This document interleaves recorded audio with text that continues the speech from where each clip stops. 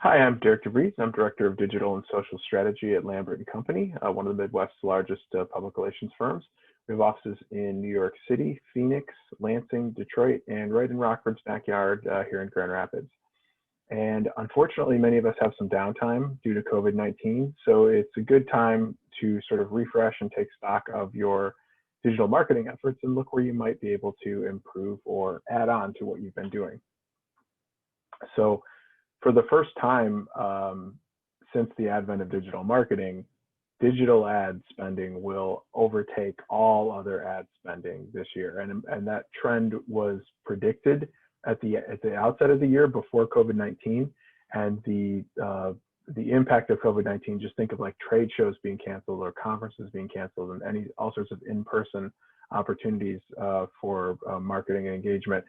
All those activities caused a lot of our clients to push more of their budget into digital marketing. And so we've been tremendously busy on the digital side of the agency over the past few months. So we wanted to talk to you about some of the trends and some of the activities that you might be able to engage in to help advance what you're doing and produce some positive outcomes. So let me just share my screen. All right, so just a little outline for what I wanted to talk about, some trends. We'll talk about the digital marketing sort of landscape, the idea of the funnel and some of the ways that impacts your business and how you can be more effective. And then some of the specific sort of learnings that we have for COVID-19. Hopefully we can share some insight from some of our clients and what they found helpful. So trends.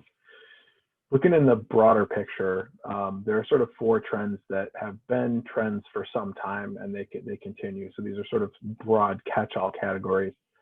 Data collection has been important and is only increasing in importance for every aspect of digital marketing, and also sort of every aspect of our lives as digital consumers. Customization is also an increasingly important trend, but it's been a trend for some time. Automation is important as a trend, and we'll get more into that. And then validation is terribly important as a trend to be able to measure what you're doing and how it's going. So in terms of data collection, lists are more important than ever, and not just because the world is increasingly pay for play. So it's great to have email marketing as a sort of free channel to reach your audience without having to pay for it every single time. But you can also use them in more places than ever before. More platforms are allowing you to upload email lists of audience members that you want to target and be able to speak directly to those people. The other thing that data collection is helping with is allowing you to target users, what are called lookalike users, people that are like the people on your email lists. And more platforms are making that available. Facebook has long been the platform that allows you to do this very well, but LinkedIn just added lookalike audience targeting, true lookalike audience targeting. Google has a similar feature. It's just tremendously valuable. We're for most of our clients, we're getting away from targeting by interests, whether it's demographics or specific sort of activities. We're more and more trusting the lists to let us to help inform us as to who we're targeting. It's important though. Garbage in, garbage out, you need to have good lists, and that means not buying them. Invariably, any list you're going to buy is going to be full of outdated information almost immediately when it's created, but also it's not going to be organic to you. It's not going to be something that you built through actual activity. And I realize the temptation, but ultimately it would be better to take whatever you might spend, even if it was, $500 or $1,000, and put it into a list building ad campaign to grow your own list and bring your own subscribers in. Even better than lists is being able to segment and understand your audience better through a tool like a CRM, a customer relationship management platform. And whether it's as simple as adding notes and segments and list segmentation in MailChimp or Constant Contact or an email platform like that, or whether you have something more robust like Salesforce, that is critically important, because the more you can segment your audience, the more specific you can be in the messages you deliver to them, the better your campaigns will be. And then it's also important as part of the data collection process, not just in terms of what you're providing to platforms and using for targeting, but also setting up your own analytics and collecting data yourself across your different properties. So whatever you can do to understand your followers on social media or your website visitors, or maybe even people that listen to your podcast or in-store traffic, if you can turn that into some sort of addressable digital data, all of that will help you out. And it's important to understand and think about data collection, because the old stat is, new customers cost 5 times more to capture than selling into existing customers. And so the more you know about your existing customer base, the better you can leverage them and the better you can sell into them, or bring back repeat business or upsell.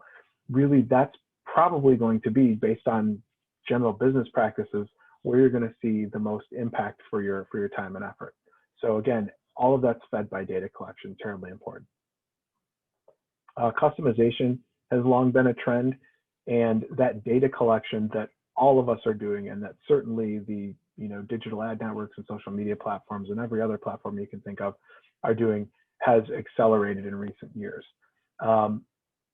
In our case, the targeting for our ad campaigns is more important than the ad itself. Audiences will forgive subpar creative, which sometimes you have to work with. You may not have beautiful images for every single thing you do, or great video. As long as you get the targeting right, the ad is sort of secondary to all of that. So that is what makes data collection more important, and that's what allows you to get to that point where you can customize your messages, because it's not just about targeting all of your audience with the same message. It's about having many different messages that get to the various selling points that different people find appealing about your product or service.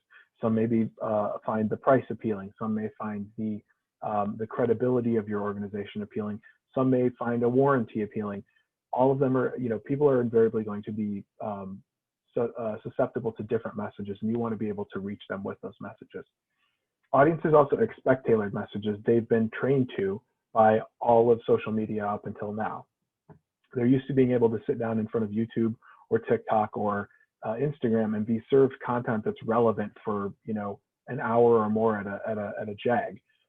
And so, to the extent that you can participate in customizing and making sure that your content is tailored to your audiences, that's what you want to do. And it even affects your organic content. You don't have to cram everything into a social media post. You may have 3 different sort of key messages. Break those out into 3 different posts, and they'll be more likely to be served to the audience that they're relevant to, based on what social media platforms know about all of us. Your approach is invariably going to be customized by the type of business you're in. And in fact, that will affect where digital marketing can help you. We have a lot of different clients. Some of them are business to business. And so some of the awareness sorts of activities or promotional activities that we would do for consumer facing clients aren't as relevant, but there is a role for everybody in digital marketing, and invariably customization plays into that.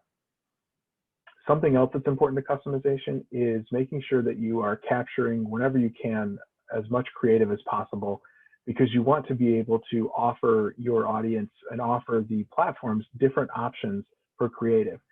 When we run ad campaigns, if you have a single ad, you'll want at least 2 or 3 different image variants, or a video variant, or even a slideshow to try out, just to see what's going to perform well. And again, I've learned not to trust my gut, because invariably the one I think is the winner is not the winner. So leave it up to the data, let the platform do it, and let it be customized to each individual user. So next trend is automation, and continuing this trend of customization. The ideal would be every single customer gets their own customized, tailored message. That's obviously not feasible, but with automation, we can get closer to that ideal by helping free up some of our time and help automate some of the processes that it would take to get to an individually tailored message to every single person. And as we're aware, algorithms drive the world. Um, Platforms know so much about us, we no longer have to seek out content. And in many cases, especially in ad platforms, there's a push towards dynamic ads. And the idea is you provide sort of the raw material to create the ads. You provide a few different images or videos as your creative. You provide a few different options for headlines. You provide a few different messages. And then the ad platform, based on what it knows about each individual user, is going to take from those different piles of raw material and create an ad customized for each user. And obviously there's only so many variants it can produce, but this will be massively more effective than trying to reach all of the same people with the same message, or even the same 2 or 3 messages. The extent to which you can customize messages, whether it's on Google search ads or Google display ads, or even on social media ads, you're going to be much more successful. And we need to sort of break away from the old mindset about advertising and marketing, the idea of getting sort of the one perfect piece of creative or the one perfect message, because it's not effective and it's not necessary, frankly. The other thing that automation enables is setting up processes to make your marketing more effective by helping the algorithms and the various tools that we're using learn over time. So for example, ad campaigns get better over time, and that's why it's important to run ads for a while. So if you're doing Facebook ads, if you're running Google ads, you want to give them some room to breathe, because they will be learning over time who they should target and what message they should target them with. So that's a part of the automation.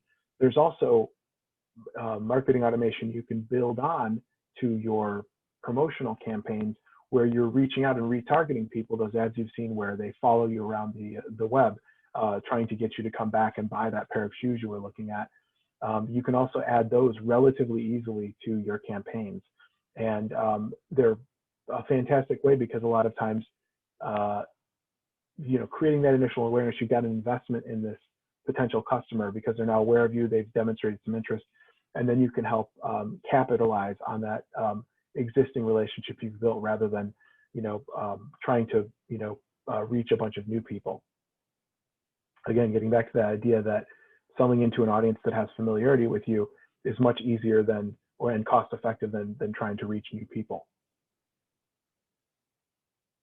And then validation, as much as possible, you want to be able to measure what it is that you're doing, and also to quantify that things are actually working.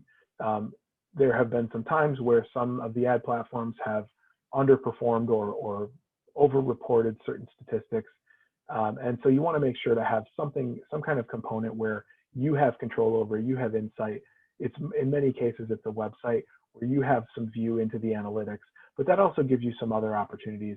So you want to, don't trust and verify. I've learned, not to trust the platforms, and to make sure that I'm looking at some numbers that are ones that I control. Those are always helpful for our clients. And we're just awash in data. It's another opportunity for you to understand your audience better, understand their behavior better, and then refine your approach accordingly. Misses are as important as hits. If something's not working, it's as important to know that as what is working, so that you can stop doing something that's not working and rechannel your efforts towards something that's more effective. That's one of the challenges of digital marketing sort of writ large, is that there are so many things you could be doing. You really need to be disciplined about focusing on a handful of things, especially since we all have only so much time we can devote to things. It's really important that we're channeling our time towards a handful of things that are going to be the most effective. So thinking about the landscape, and this is not necessarily just the landscape in terms of what's happening with consumers, what's happening with platforms, but also thinking about where your brand, your product or service fits into that landscape. And unfortunately, and this is hopefully not news, but the free ride is over. Everything is pay for play now. And so you're going to probably have to spend some money to reach people. Social media has long been a place that is pay for play.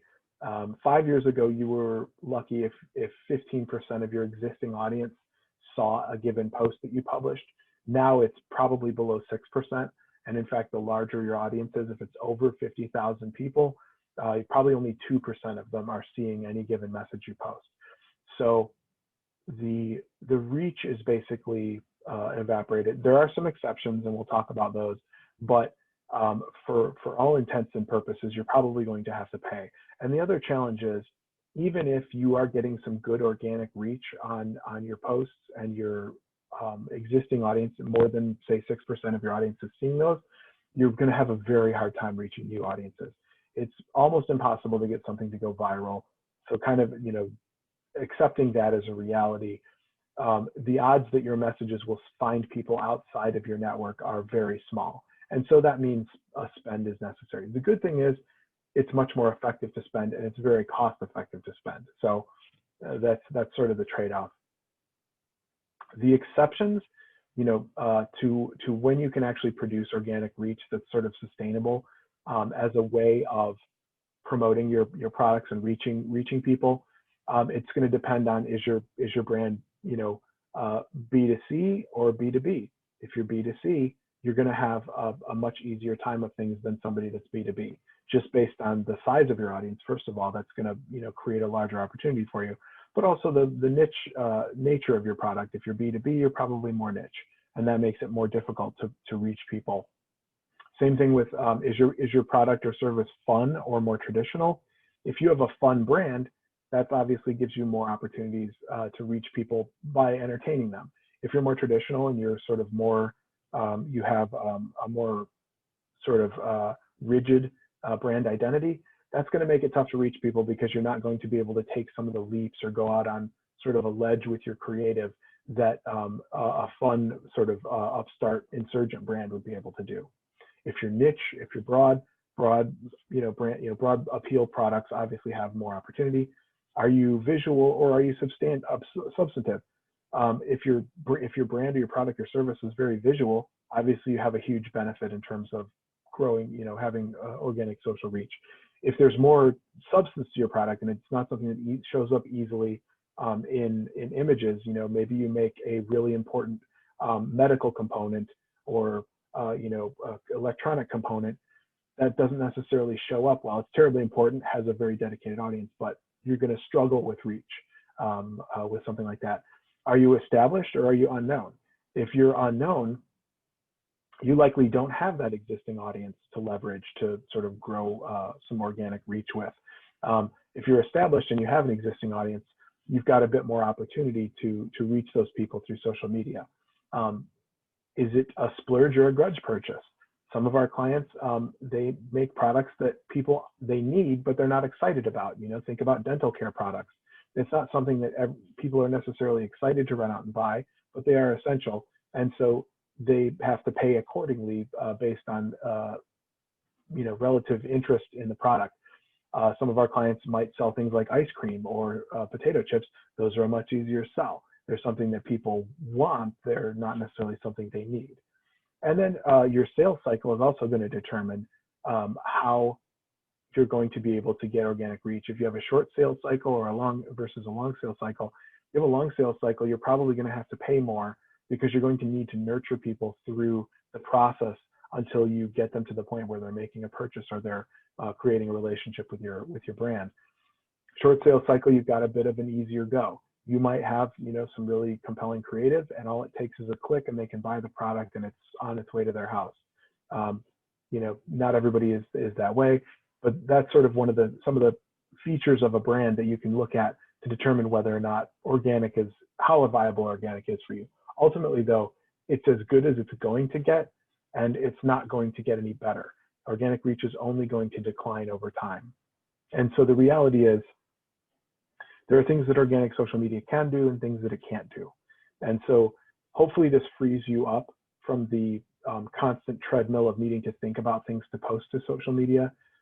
You may find that it's just not a driver of sales for you, and it's okay to not invest in it. It's okay to divest from social media. I'm giving you permission. Organic social media can be a wayfinder. It can be a way, some people search Amazon looking for products, A lot of people search Google, but some people also search maybe Twitter or Facebook or LinkedIn to look for products or services or brands. It's okay to have your products there and be a wayfinder that people can get to you, whether it's through your website, whether it's through email, whether it's through phone lines. It's okay to have your social properties be a wayfinder to getting to the preferred means of engaging with you. It's a way to engage with existing followers. It's a way to provide customer service. And again, if we're looking at a picture where it's more important to resell to existing customers or upsell to existing customers, customer service is obviously terribly important. And so to the extent that social media, and there's a lot of add-ons and a lot of components and a lot of effort that's been put into social media to help make it a great tool for customer service, just Facebook Messenger, by way of the ways that it allows you to engage with your customers, it might be a great tool for you to help maintain your relationships with your existing customers for that, that opportunity when you get to have them purchase from you again. It's also a way to appear active and credible. It may be that your product or service is something that requires a measure of trust. And so to the extent that you can use your social media to appear credible and help bolster your credibility, whether it's demonstrating thought leadership or things like that, this obviously isn't going to be valuable for all brands. There are some where trust, that measure of trust is not necessarily as important. But it is a place where you can do that. We do have some clients that they just maintain their social media properties. They know it's not a sales driver, but they are investing long-term and in sort of the bigger picture of just demonstrating that they are active and credible and that they are a important fixture in sort of the industry that they're in. It's also a great way to do brand journalism, whether it's to engage employees or engage followers, to cover what you're doing, particularly with respect to COVID-19. We'll talk about how important sort of transparency is. This can be a way for you to present a richer image of your organization that has a variety of benefits. What organic social media can't do, it can't reach new audiences, it can't reliably reach existing followers, and it can't necessarily drive sales, or you can't rely on it to drive sales. So ultimately, if the smaller your organization, the less tolerance you have for extraneous activities that aren't directly connected to sales. So to the extent that your organization is one of those, you may want to divest from social media in that respect, or put your time and effort into ads as opposed to organic. Unfortunately, that's the reality. The social media companies are publicly traded. They're accountable to their shareholders, and so they have stripped out that free ride. Where is your audience is another important thing to consider. And they're most certainly on search. So that sort of indicates some activities that will be valuable to virtually every brand. They may be on social media. Most certainly they're on email.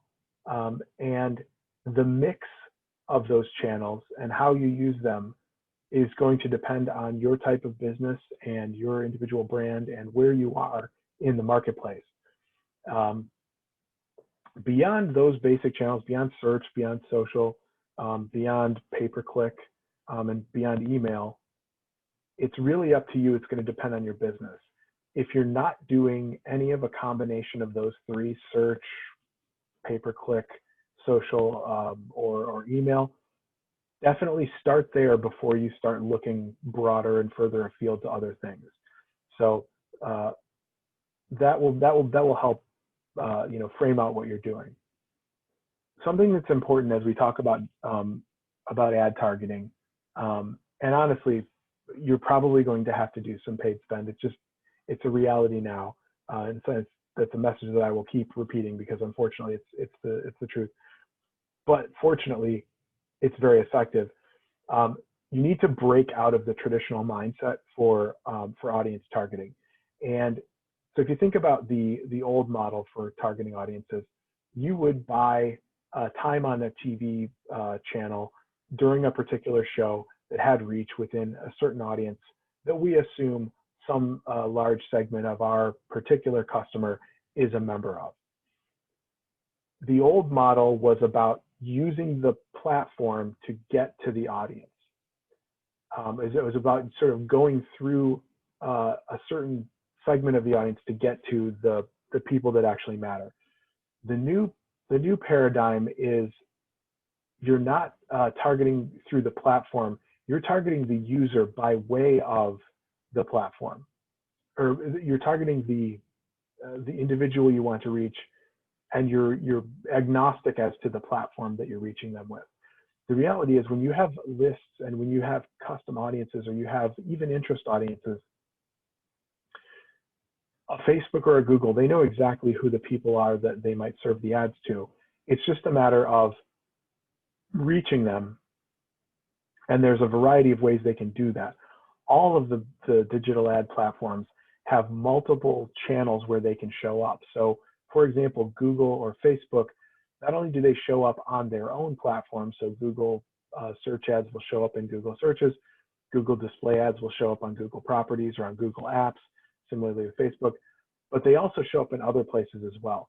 In most cases, these platforms have an audience network, so their ads are placed on websites or within apps and in other places on the web to massively extend the reach of their ads, and also to create more inventory opportunities. So the reality is when you buy Facebook ads, you're not just showing ads on Facebook, you're also showing them on Instagram, but also on 2,000 or so other websites, and also 40% of the top 100 apps in most app stores. So that's kind of the way to think about it. And when you're running ads, Facebook or Google or whoever it is, they're looking to reach this particular individual, this one person, and it could be through their contacts. It could be because they logged into an app and that's where the ad serves to them. It could be because they visited Instagram, that's why the ad serves to them, or it could be Facebook. But they're looking essentially for not only reaching this particular user, but also at the lowest cost. So if it's cheaper to reach them on Instagram than it is on Facebook, that's where the ad is going to be served. And the net result is that you have much better reach across your customer base, and also at a lower cost. So that's what helps keep it very cost effective. The other great thing about digital ads, and one of the reasons that digital ad platforms are engineered to help you be successful, is that they are structured in such a way that you don't pay unless they work. Whereas before, with a traditional ad campaign, if you were to buy a billboard or TV spot, that's a sunk cost. You run the ad, you run the billboard, and you're out whatever the cost that was, whether or not it works. By contrast, digital ads you only pay when they are actually working. They're producing impressions or even clicks and conversions. You can even set up campaigns that way. So that's an important distinction. It's one of the reasons that digital marketing has taken over the lion's share of the traditional ad marketing world. So what assets do you have as a brand? What makes up your brand? Do you have great visuals? Do you have compelling video? Do you have thought leadership or expertise that nobody has? Do you have lists that are better than anybody else's? Do you have raving customers and fans that have great testimonials? Your assets are going to determine the approach that you take. There are some platforms that are better suited to utilizing some of these different assets, and it's going to depend on the unique features of your brand as to which areas of the landscape you engage with. Another reality is capacity, and we've talked a little bit about this, but there's only so much any of us can do. Even if we have a team behind us, they only have so much time, and that's why it's critically important to first define your strategy and your tactics and sort of narrow down the sort of window and really be disciplined about it. Fighting scope creep is a challenge for just about everything, but especially so with digital marketing, because there's so many shiny objects to chase, and so many pressures from various areas of the organization that think they have the tactic that's best. It's really important to make sure that you're defining your strategy and your tactics so that you're staying within what is feasible, because where you don't want to be is a place where you're trying to do everything and doing it all poorly. If you're in a situation where, for example, you're using the same social media content across all your platforms, that's a sign that you're probably not being as effective as you can, and it's often a symptom of lack of capacity to develop content for each individual platform. And so try to work within what your capacity is. It may be that you only have time to do email marketing, and that's okay. Make a killer email marketing campaign. Do list segmentation, send different versions of your email to different segments of your customer base. Do it right. And then, maybe over time you get that honed and perfectly operating, and then maybe you add something else. But it's okay to like scale down and do well what you can do well. Don't try to do everything. There was a question that someone had asked about, should you focus on quality, or should you put that money into discounts? And this is certainly a large question that is, many people have debated. What I would tend to say, and most of my colleagues and my wife certainly would agree, it depends on your brand, first of all. So premium brands don't discount. If you're trying to, present as a premium brand, you do not discount. Premium brands don't discount. That's just not something you do. Obviously, there are certain, there's a scale of premium. There are certain levels. The challenge is discounting is a treadmill, and once you get on it, it's difficult to get off. So you'll see sort of a momentary lift, and then once you stop doing the discounting, you'll experience a fall. And potentially, if you've devalued your brand, potentially that fall is more precipitous than it was necessarily worth. It's also the other challenge is if you're going for like sort of lowest price, or you're going for discounting as a strategy, it's tough to compete because there are always other people, especially if you're a small business. There are larger businesses that can offer deeper discounts than you can, and so it's a tough spot to compete in. Where it's easier to compete is on quality and on experience. If you can, offer a quality and an experience, that's something that's hard to replicate. That's something that can be unique, that you can own, that not everybody can do. So that helps stake out sort of a unique place. And there are ways to think of alternative incentives or promotions other than discounting. Think about a special. Maybe there's a mid-grade quality product that you offer, or if you're a restaurant, you have a daily special. That's something that is a way to not devalue your product by applying discounts to it, but also a way to bring people in by giving you something to talk about. And that's essentially what discounts are. It's an opportunity to talk about your brand with some new information, and that relevant information happens to be the momentary discount of the price. Another thing to do is get involved in cause marketing, and maybe a portion of the proceeds go to a cause. That can be a way to add sort of value to the product in the way that a discount would, but also keep maintain the strength of your brand and not devalue your product. One of the things that my wife and I joke about is we're always sad when we see brands advertising on Groupon, because it's usually like a hallmark that our favorite restaurant or something is going to go out of business. Because if you're on Groupon, you're probably in dire straits. It's probably just a joke. It's more anecdotal than everything, but that's sort of the position on discounting. I would avoid it.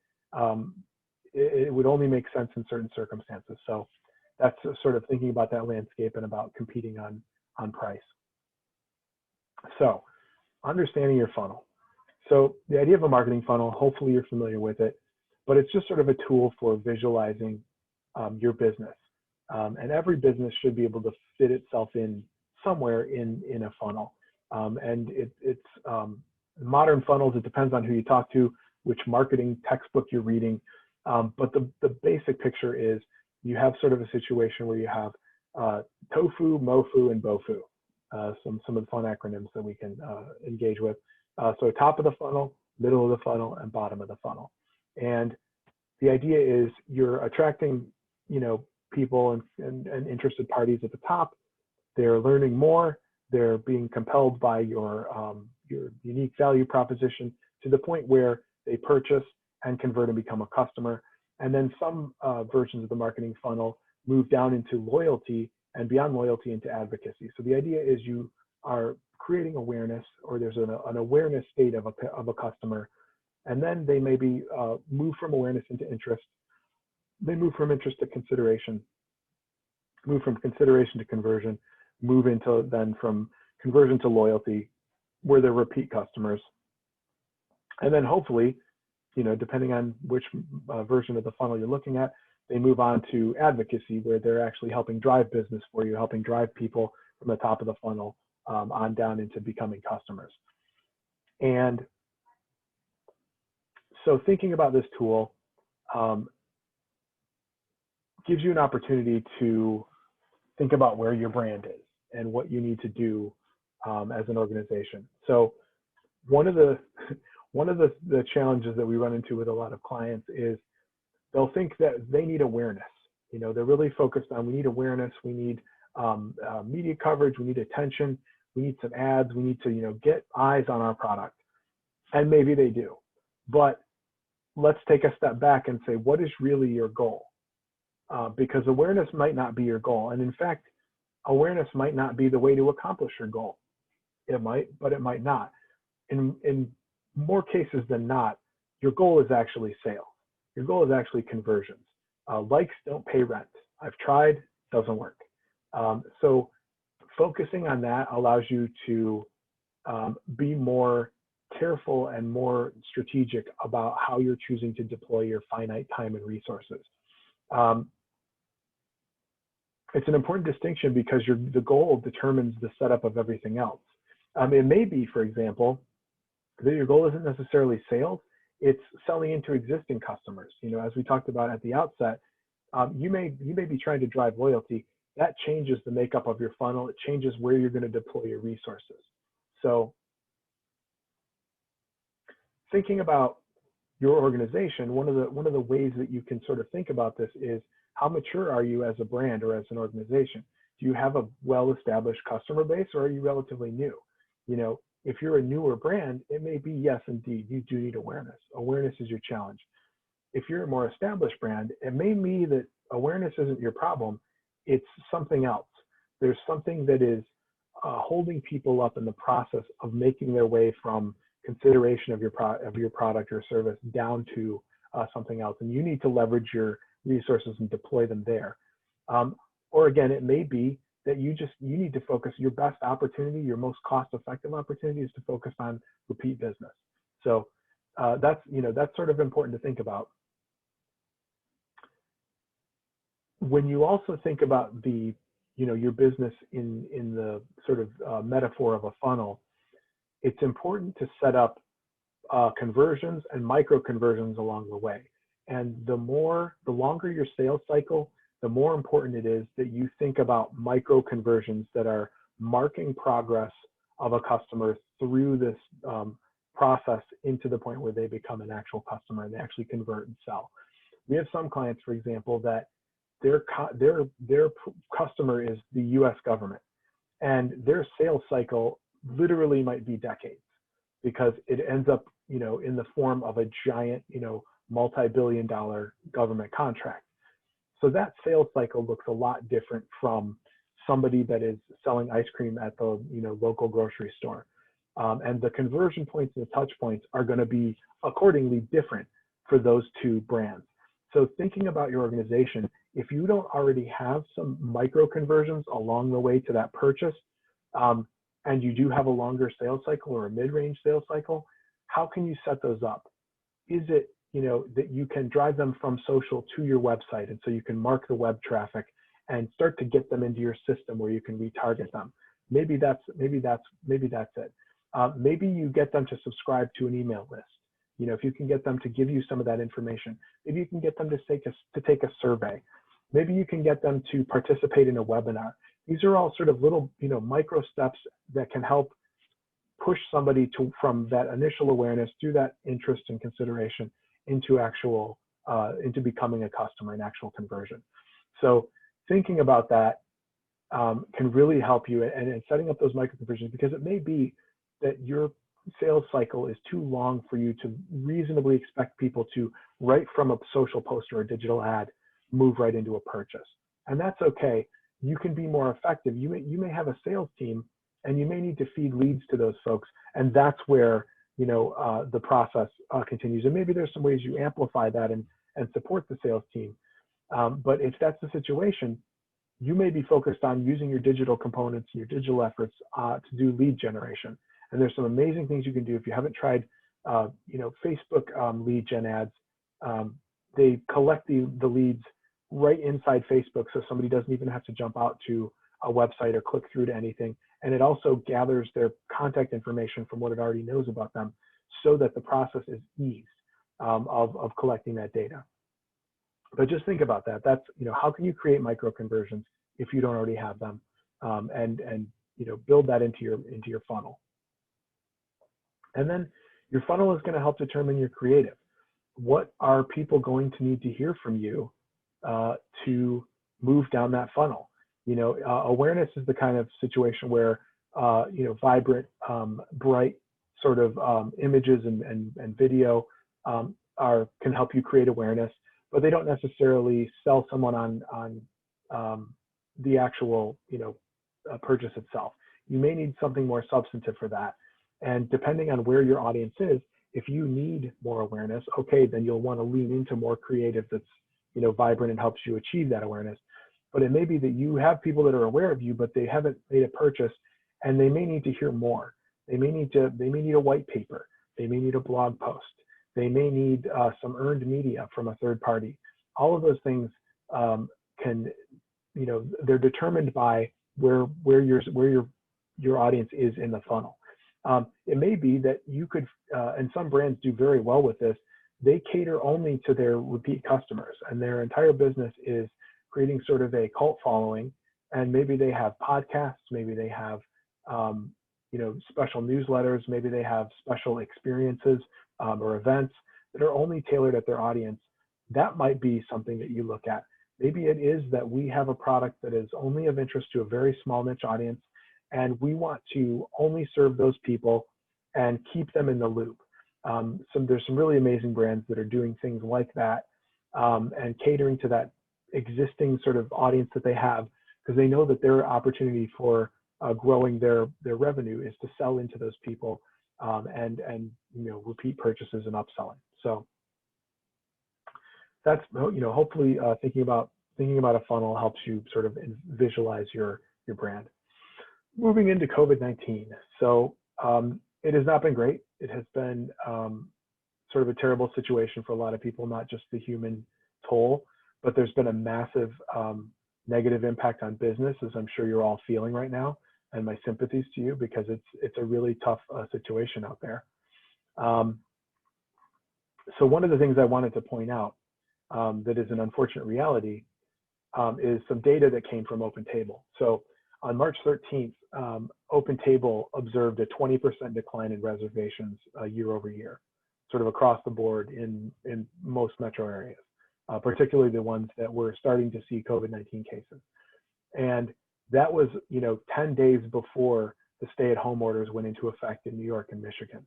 So the reality is, unfortunately, the impact of COVID-19 and the decline it's had on business is going to be here until COVID-19 is no more. Whether we manage to, defeat it by hygiene measures or whether there's a vaccine, there are just going to be fewer customers if your business has anything to do with in-person for the first, for quite some time. Some of our clients, they expect, some of our larger manufacturing clients, for example, they expect that this could last on, another year at least. And unfortunately, right now we're seeing a resurgence in Europe. There's sort of a second wave that's coming. We're also expected to see a second wave here in the U.S. When COVID combines with the seasonal flu and some of the other, factors. We may all be back in quarantine again.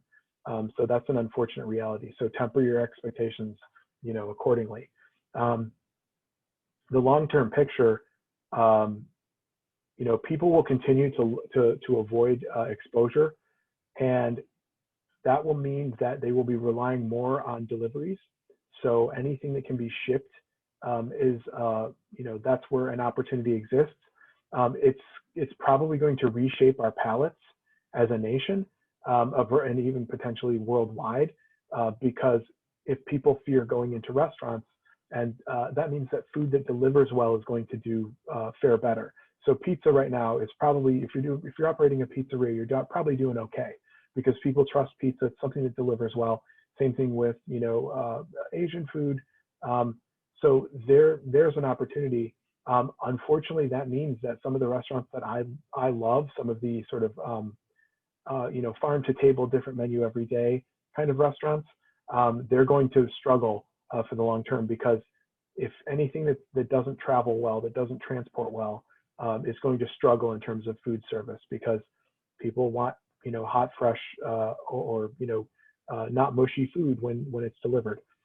The other reality is anything that requires proximity is going to suffer. So activities that can be done outside or that can be done away from others, there's opportunities there, and that's going to reshape business. As we're seeing, even though movie theaters in some cases, in some places have opened back up, the audiences have not come back. Just like in-person dining, it's just not going to happen because people are so fearful of COVID-19 that it's going to moderate people's behavior for quite some time. One thing that's become more important now, but is always generally important, is transparency in your operations. On a sort of atomic level, that means transparency, if you're a food producer, into how you're producing that food. And that can be, there's a lot of ways that can be expressed. But transparency into what you're doing, how you're responding to COVID-19, any situation where you require trust from your customers to want to make a purchase from you, you're going to want to be thinking about things you can do to demonstrate transparency. And granted, some of this stuff is going to be window dressing. We have, whether it's temperature screening, obviously there's exceptions to temperature screening. There's plenty of transmission from asymptomatic patients. So temperature screening isn't inordinately effective. In a lot of cases, it's window dressing, but people want that. And so if that's what's going to help people be comfortable with your business, you need to seriously think about what you can do with respect to those measures to help assuage people's concerns. That's also a demonstration of your commitment to your customers and also to your employees.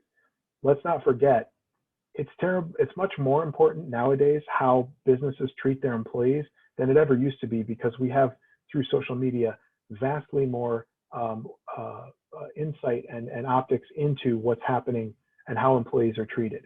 And so you don't want to be the brand that blows up because you forced your employees to do something that was unsafe, or you exposed them to a contaminant.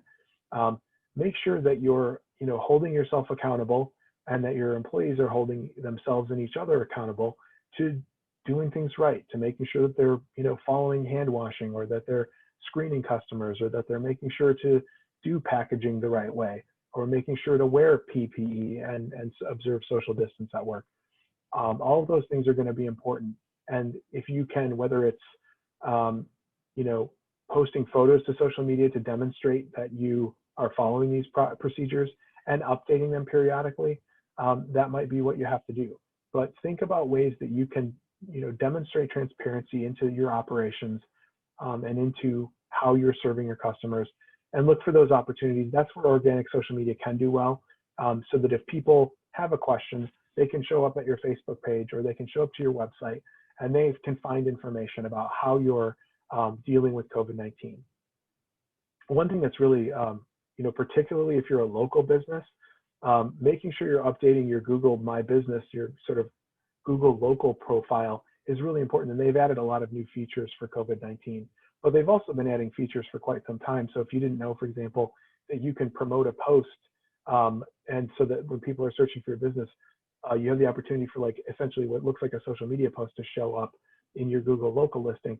Check that out. That might be an opportunity to talk about your safety measures. And that could be the kind of thing that moves people from interest into consideration for your business.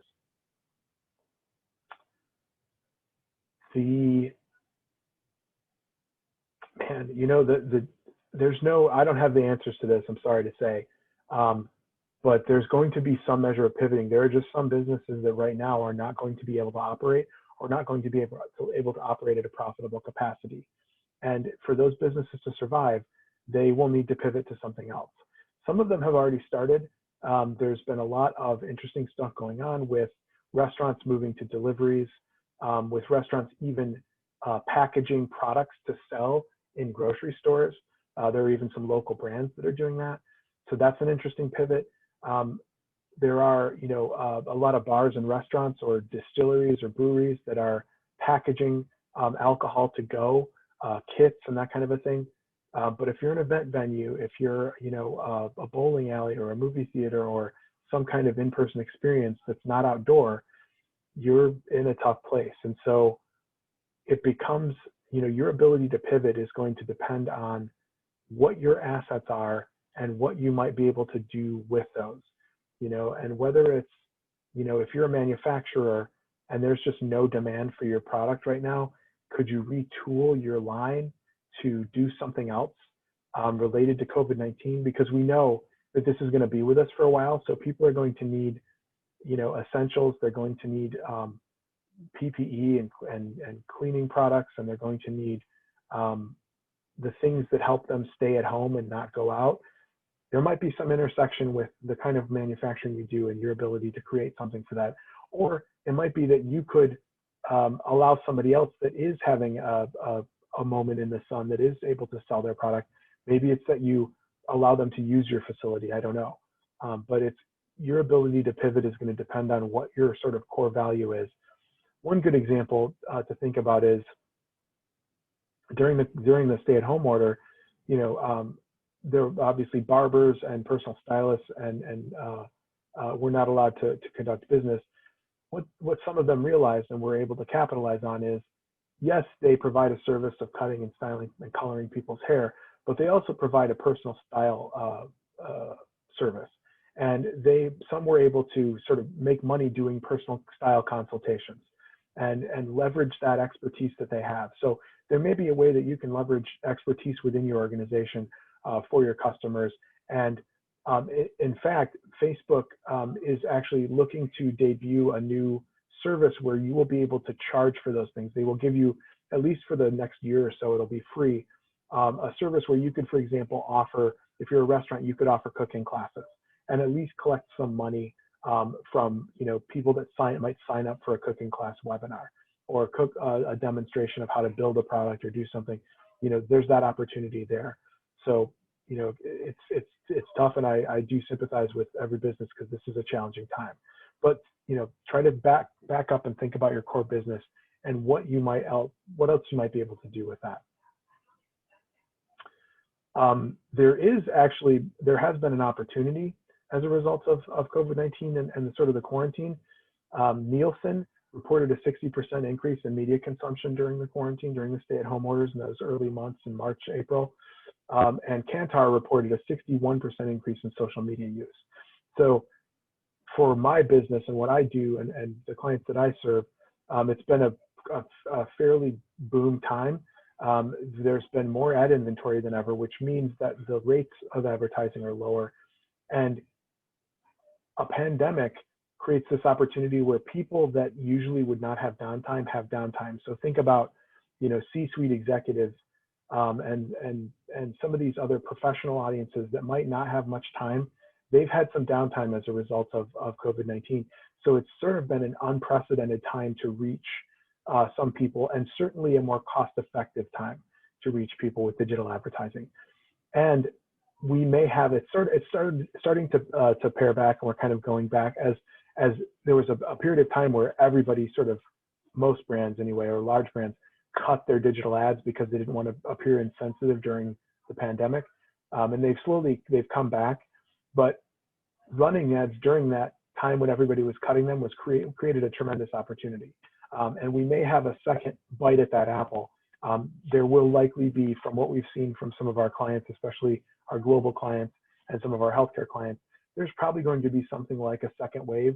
And whether it's the resurgence like Europe is seeing, where COVID-19 is coming back and they're starting to have huge, thousands of people, new infections every day, or if it's the combination of COVID-19 plus the seasonal flu, we could see ourselves back in quarantine.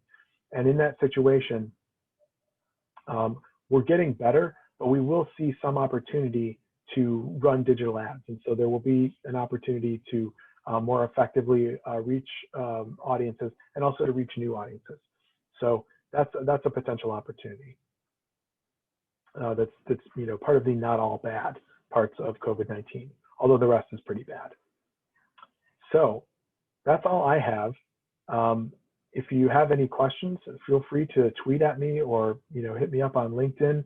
I'm always happy to answer questions and provide what expertise I can. Hopefully this was valuable, and good luck with your endeavors, and I hope your business thrives and comes out of COVID-19 even better than before.